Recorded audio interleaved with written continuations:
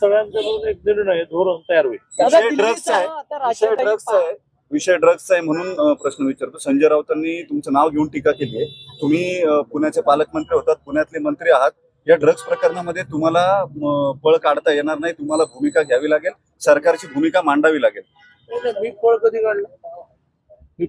काढला? मी अगदी डायरेक्ट फुटपाथवरच असतो. घरी पण शोधायला मला यायला लागत नाही, बऱ्याच वेळेला बाहेरच भेटतो आणि घरी पण तुम्ही येता, काही अडचण नाही. त्यामुळे पळ मी काढलेला नाही. ज्या एका वाक्याचा तुम्ही मीडियाने विपर्यास केलेला आहे ते मांडण्याला तुम्ही मला संधी दिली, त्याबद्दल आभार. माझी क्लिप माझ्या खिशातच आहे, आता काढून दाखवला मी त्याला. मी असं म्हटलं की माझ्या काळामध्ये असं काही घडलंच नाही, असं दावा करणं चुकीचं आहे. घडलंच नाही असं तुम्ही घेऊन सगळ्या महाराष्ट्रामध्ये वाद निर्माण केला. माझी क्लिप माझ्या खिशात आहे, तुमची इच्छा असेल तर आता काढतो. मी असं म्हटलं की माझ्या पालकमंत्री काळामध्ये अशा प्रकारच्या समाजाला अस्वस्थ करणाऱ्या घडल्याच नाहीत असा मी दावा करू शकत नाही.